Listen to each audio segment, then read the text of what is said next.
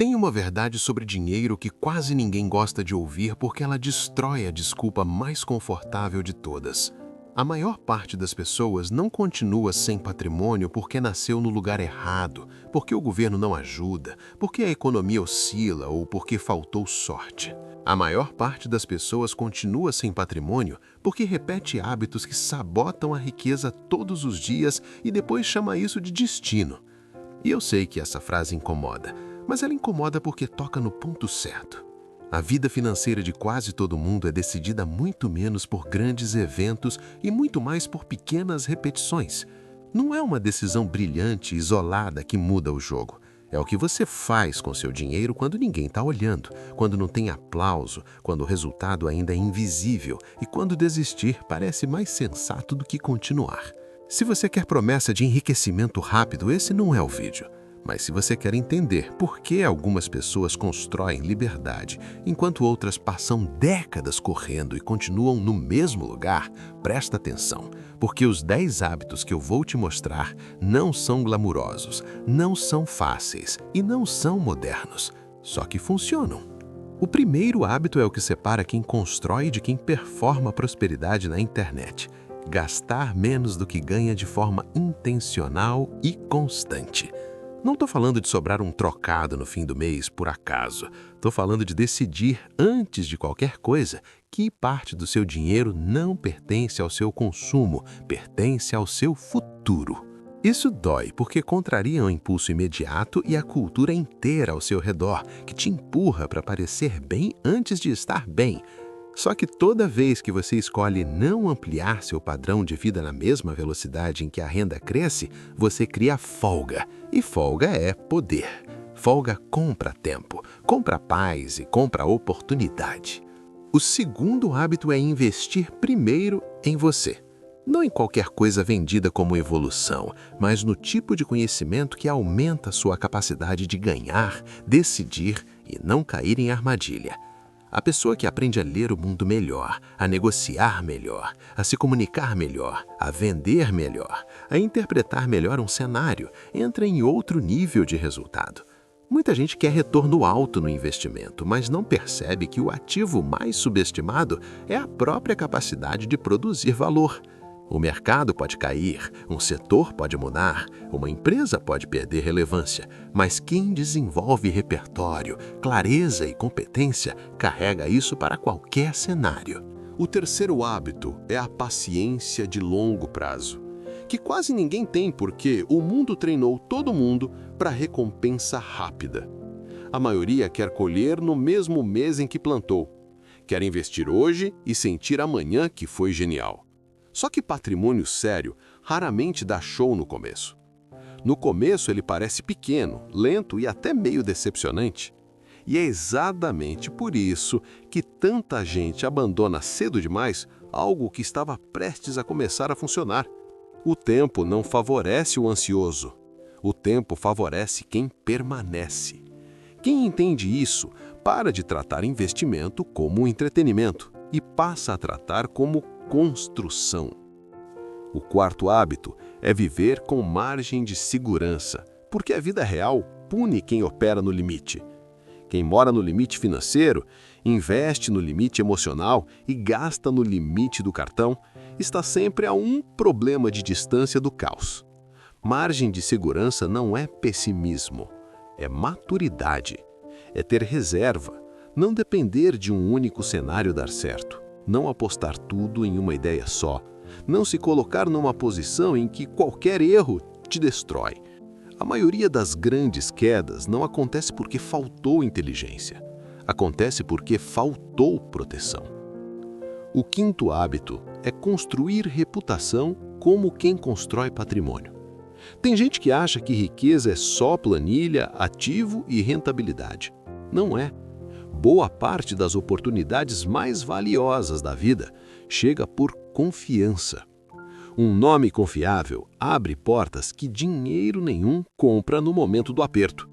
Quem cumpre combinado, quem trata as pessoas com justiça, quem não vive de atalhos e quem não tenta levar vantagem em tudo, constrói um ativo invisível que se multiplica com o tempo. Reputação boa não cresce da noite para o dia, Mas quando amadurece, ela reduz custo, aumenta acesso e atrai oportunidades melhores. O sexto hábito é eliminar dívida com seriedade.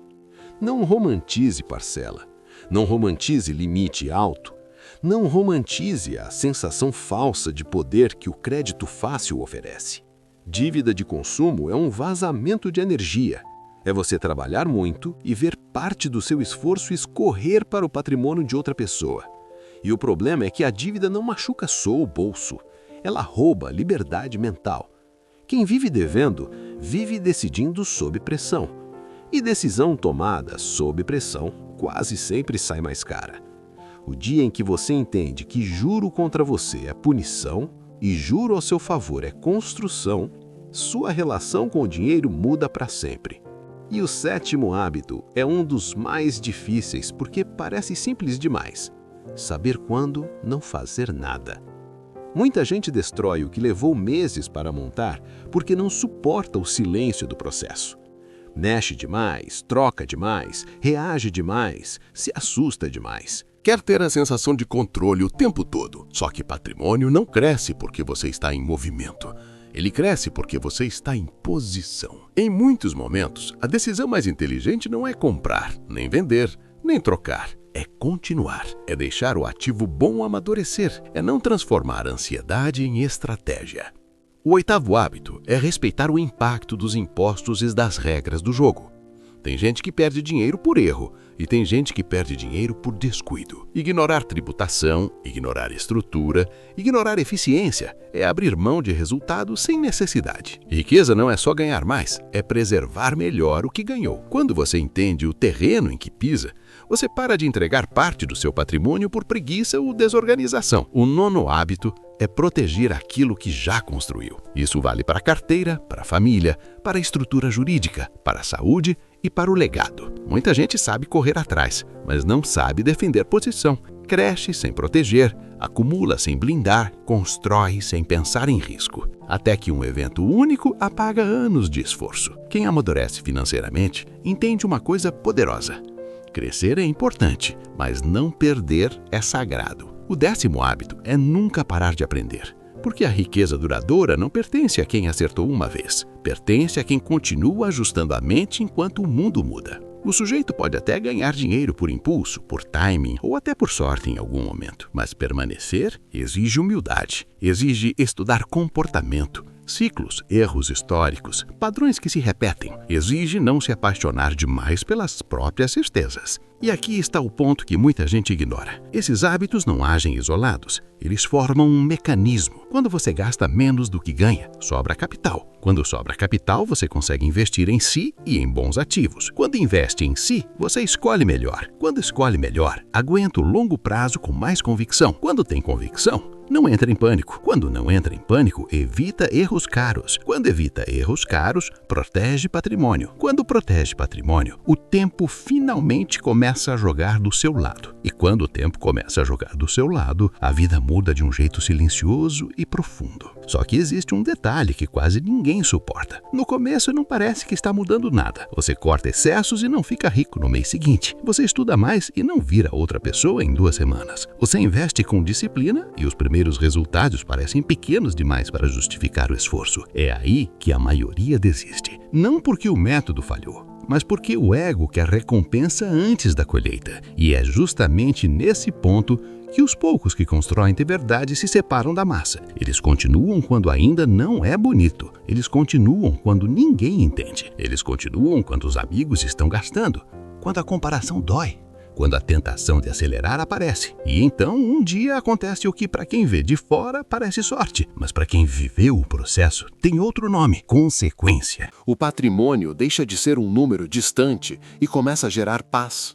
As decisões deixam de ser sempre urgentes. O dinheiro deixa de ser só sobrevivência e vira margem de escolha. Você percebe que riqueza nunca foi apenas sobre comprar mais. Era sobre depender menos. Menos da próxima fatura, menos do próximo salário, menos da opinião dos outros, menos da necessidade de provar alguma coisa. E quando você entende isso, a lógica inteira muda. Porque o prêmio real não é ostentação. O prêmio real é liberdade. É poder dizer não para o que te encolhe e sim para o que faz sentido. É ter base quando o mundo sacode. É saber que o seu futuro não está totalmente nas mãos do acaso. Então guarda isso. Riqueza não nasce no dia em que a conta fica grande. Riqueza nasce no dia em que os seus hábitos começam a trabalhar por você. No dia em que você para de negociar com a sua consciência financeira. No dia em que você escolhe ser estrategicamente desconfortável agora para não ser permanentemente dependente depois.